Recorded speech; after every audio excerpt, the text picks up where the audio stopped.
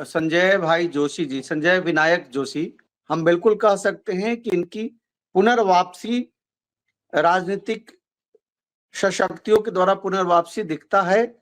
दोस्तों नमस्कार, मैं हूं रोमा और आप देख रहे हैं न्यूज नेशन। दोस्तों, आज के शो में हम विशेष रूप से ज्योतिषीय कार्यक्रम में जहां हम सितारों और ग्रहों की चाल से जानेंगे बड़े राजनीतिक चेहरों का भविष्य। आज हमारे साथ हैं देश के जाने माने वैदिक तंत्र गुरु, धर्मगुरु, आचार्य शैलेश तिवारी जी। आज हम उनसे जानेंगे कि संजय जोशी, जिनके संबंध क्या आने वाले टाइम में बीजेपी यानी नरेंद्र मोदी से अच्छे होने की संभावना है। क्या उन्हें फिर से बीजेपी का राष्ट्रीय अध्यक्ष बनाया जा सकता है? क्या एक बार फिर से राजनीतिक मंच पर अपनी विशेष छवि स्थापित कर पाएंगे? क्या ग्रह नक्षत्र उनके पक्ष में होंगे? इन तमाम सवालों के जवाब देने के लिए हमारे साथ इस समय मौजूद हैं आचार्य शैलेश तिवारी जी। आचार्य जी नमस्कार, स्वागत है आपका आज के प्रोग्राम में। हरे कृष्णा, धन्यवाद जी, मेरा आज पहला सवाल आपको ये है कि जो संजय जोशी जी को लेकर हम बात करेंगे, उनकी डेट ऑफ बर्थ भी है आपके पास, तो क्या उनकी कुंडली के अनुसार संजय जोशी के सितारे क्या संकेत दे रहे हैं? आने वाला उनका राजनीतिक भविष्य कैसे है? क्या वो दोबारा से अपना जो पद था उसे वापस मांग पाएंगे बीजेपी सरकार से? क्या कहेंगे इस पर आप? जी। धन्यवाद रोमा जी। संजय भाई जोशी जी, संजय विनायक जोशी, जिनका जन्म 6 अप्रैल 1962 को दोपहर 12 बजे नागपुर में हुआ जन्म, और जन्म के समय इनकी महादशा जो है वह केतु की महादशा 2 वर्ष के करीब, 2 वर्ष 11 महीने के करीब इनकी महादशा रही। इनकी कुंडली अगर देखा जाए 2 वर्ष 21 दिन तक इनका केतु की महादशा काल में जन्म हुआ। मेष राशि और मिथुन लग्न इनका है। भाग्य के स्वामी इनके शनि देव हैं। कर्म के स्वामी जो हैं वह बृहस्पति हैं। देखा जाए तो ऐसे लोग बहुत ही अधिक धार्मिक होते हैं। और इनका जो जन्म हुआ है, जन्म के समय इनके जो गोचर में सूर्य और बुधादित्य राजयोग दे रहे हैं, वह 10वें भाव में है। शुक्र और चंद्रमा एकादश में है। द्वितीय हाउस में राहु है। षष्ठम हाउस के स्वामी जो हैं वह कर्म हाउस में है। ऐसे लोग बहुत अच्छे संगठन करता होते हैं। संगठन में इनका बहुत अच्छा लाभ दिखाता है। अगर इनकी कुंडली पर हम थोड़ा दृष्टि डालें तो मंगल और बृहस्पति दोनों इनके भाग्य स्थान में बैठे हुए हैं।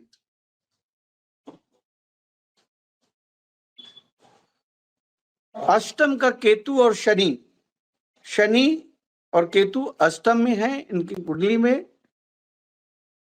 इनकी कुंडली में अगर देखा जाए, अभी का समय देखा जाए और पीछे का अगर हम देखें तो 18 वर्ष का जो इनका समय रहा, बहुत ही संघर्षपूर्ण समय रहा।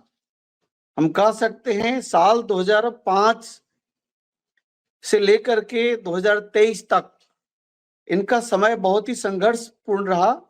मंगल की महादशा समाप्त होते ही राहु की महादशा शुरू होती है और 18 वर्षों तक राहु की महादशा में इन्होंने बहुत संघर्ष किया।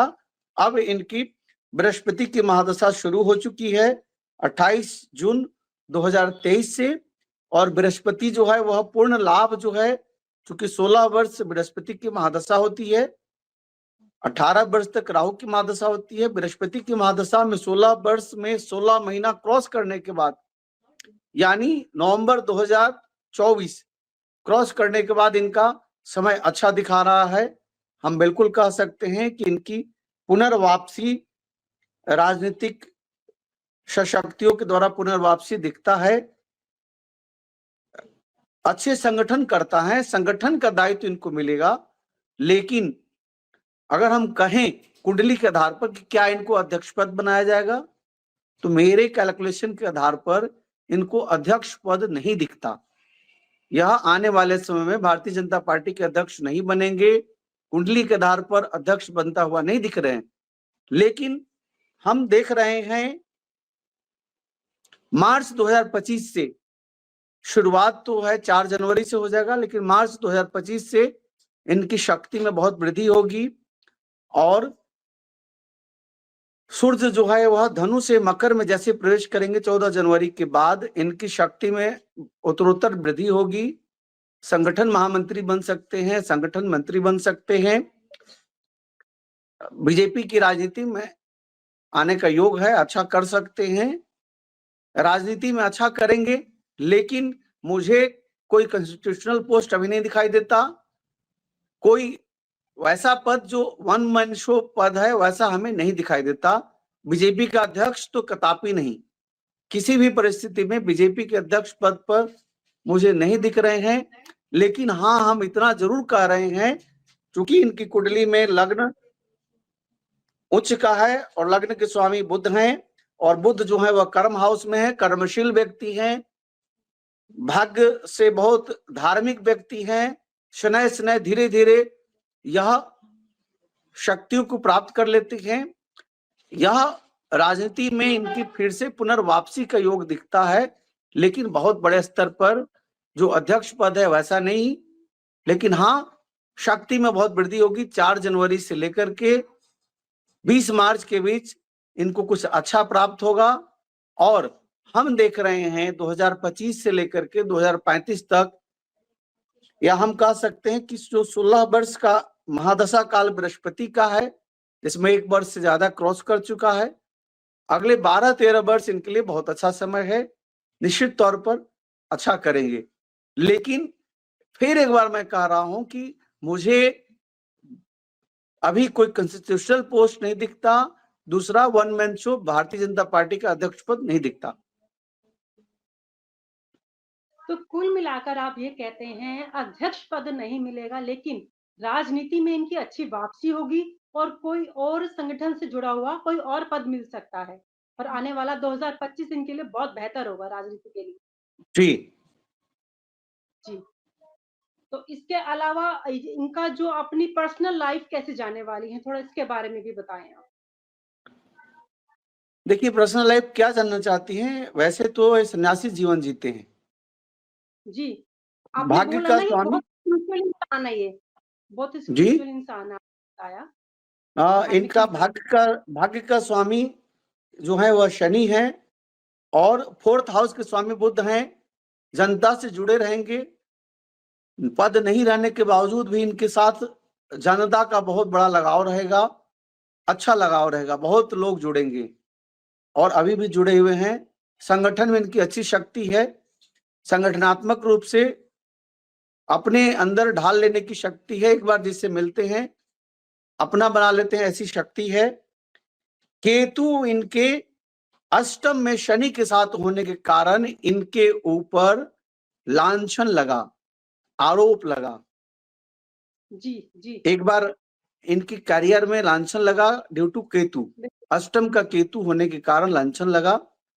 और साथ ही साथ मार्स जुपिटर के साथ है, इसलिए कभी ना हारने वाले, कभी ना थकने वाले, और निरंतर एक योद्धा की तरह अपने संघर्ष से लड़ने वाले ऐसे व्यक्तित्व के लोग होते हैं। सूर्य बुध एक साथ दशम का होना तेज अच्छा होता है, अच्छा तेजवान व्यक्ति होते हैं। बुधादित्य राजयोग भी प्राप्त है, गज केसरी योग भी बनता है शुक्र के साथ चंद्रमा, या चंद्रमा के साथ बृहस्पति जब आते हैं तो वह व्यक्ति को राजयोग देते हैं, इसमें कोई संदेह नहीं है। दूसरा, आरएसएस संघ से भी इनके संबंध बहुत स्ट्रांग, बहुत मजबूत होंगे, और इसमें कोई संदेह नहीं है कि ऐसे लोगों के सामने इनके लगाए हुए पेड़ जो है वो बहुत बहुत बड़े वृक्ष बन जाते हैं, बहुत ताकतवर हो जाते हैं। इनके बहुत सारे शिष्य, इनके बहुत सारे सन्निकट रहने वाले लोग इनसे लाभान्वित होते हैं। यह इनके सामने लगाया हुआ इनके खुद का वृक्ष छोटा पौधा बड़ा वृक्ष बन जाता है। ये सब इनके अंदर खासियत है इनकी कुंडली में। जी, बाकी आपको प्रश्न तो कर सकती हैं। नहीं बस इतना ही था, मेरे इसके अलावा और कोई प्रश्न नहीं है, क्योंकि आपने उनकी पर्सनल लाइफ के बारे में बताया और जो राजनीति में जो बदलाव होने वाले हैं, अच्छे बदलाव होने वाले हैं, उसके बारे में भी आपने जानकारी दी। इसके लिए आपका बहुत बहुत शुक्रिया। प्रोग्राम में आए, आपने अपना धन्यवाद। कीमती वक्त दिया। हरे कृष्णा। नमस्कार। और आप हमसे जुड़े रहने के लिए सब्सक्राइब करें YouTube पर, फॉलो करें Twitter पर और लाइक करें Facebook पर। और ज्यादा जानकारी के लिए आपको टाइप करना होगा सिर्फ न्यूज़ नशा।